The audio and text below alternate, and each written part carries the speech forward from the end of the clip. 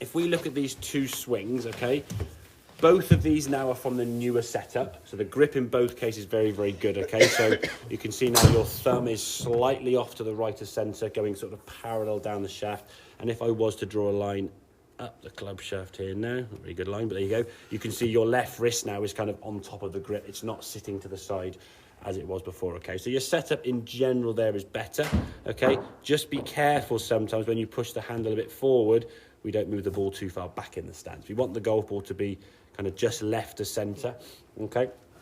On occasions when you're putting that shaft lean in and the turning of that club face in, the handle of the club got forward, but the golf ball then got too far back. So just finding that kind of happy medium with the hands, as you can see by sort of the left thigh, and the ball position should be sort of somewhere around there. So maybe a ball width on this right-hand one, slightly further forward. But otherwise, all the things are very, very good. Now, in terms of the swing, I'd honestly say the right-hand one of these two is a better overall swing, but the left-hand one is a far better impact.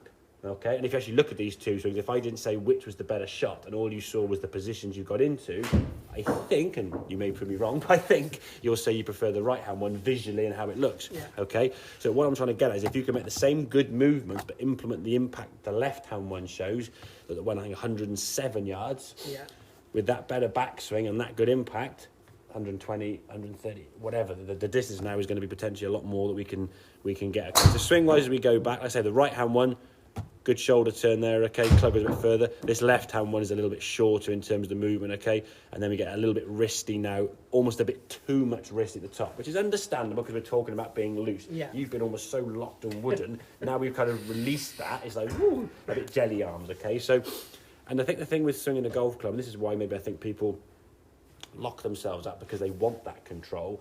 But realistically, if I said to you now, when you're walking down the street, your arms just swing from the shoulders, or your arms can swing here, or you're throwing a ball, they wouldn't suddenly just go all like jelly all over the place, and you wouldn't think, oh, to stop them losing control, I'm going to lock them out completely.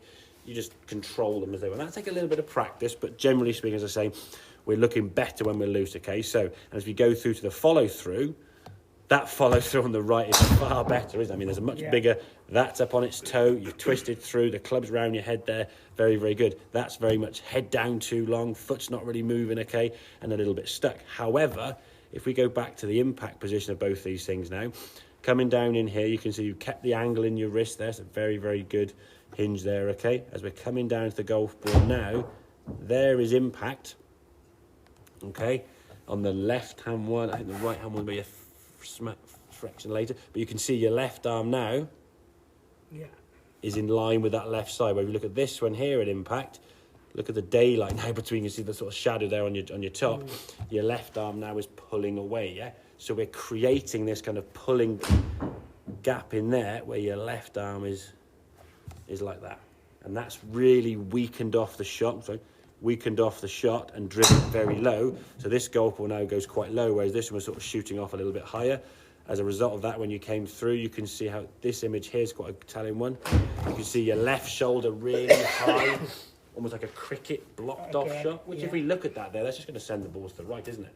And that's why I think the club face for you just started sort of turning itself in a little bit, thinking, well, if that ball's going, if I just sort of smother around the golf ball, it might start going straighter.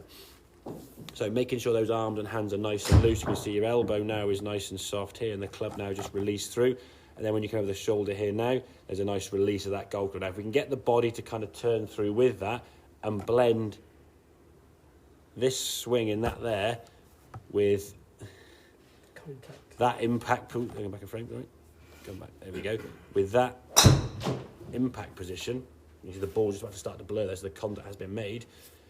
We could hit that potentially with a 5-iron 130, 125, 135, somewhere in that ballpark. I mean, you've hit that 107, and you had one that went, I think, 118, with swings that aren't really creating as much power, but they're maximising the speed of the golf ball. That one on the right had a much better and more powerful backswing, but just nothing was given to the golf ball. Remember, 130 yards of power, and you gave it 85, 75%, so it went about less than 100 yards. Yeah. Whereas this one had 120 yards of power, 110 yards of power, but you gave it everything.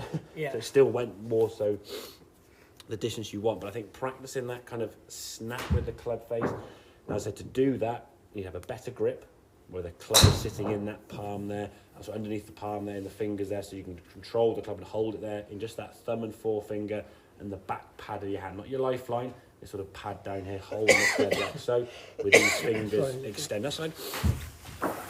And then grip pressure to be loose. You, as many other people I've given lessons to in all the years, grip it and grip on for dear life. You even said the word, I'm holding on for dear life, just like, please control this golf club. And the problem is that it's not you working with the club, it's against the club, because the club is just gripping so tight, you can't function your wrists and your hands that much. So the only way that club can actually move through the impact there with any speed is, as you said, I think, lumping the arms. Okay, so the pendulum swing, or the fast elbow and arm swing, pretty good for chipping and pitching and reducing the power.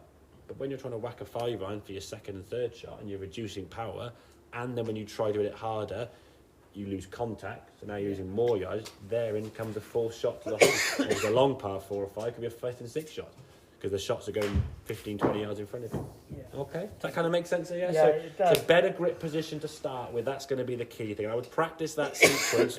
I haven't got the sequence on here because it just does the swing, unfortunately, but feet together, club down by your left thigh, and just put that left hand on the club in that finger position where we showed you. Now take a bit of practice maybe at home, just holding the club. I always say to everyone, just have a golf club in your hand every day. Just holding the golf club. I'm not swinging it, just hold the golf club. You can be sat on your sofa watching TV or whatever. Just have the club in your hand and just looking down. Is this grip underneath this kind of part of the hand here, or is my thumb off to the side there? If it's off to the left-hand side, you're gripping it incorrectly, okay? Get used to how that holds. Once you've got used to that, then the element of setting up part, the grip part, is done anyway. You'll just hold the club instinctively, bang, that's my grip. And then you can focus on where the ball position is, where your feet go, and then you're setting up a lot quicker, rather than standing over the ball thinking about a load of things, as you said you did anyway, yeah? So go through that sequence, and then swing-wise, and the only swing thought now, making a nice turn, we're nice and loose, and we're getting this kind of snap with the wrist. Now to do that, we have to be loose and soft throughout the body. Okay? Yeah. Very good.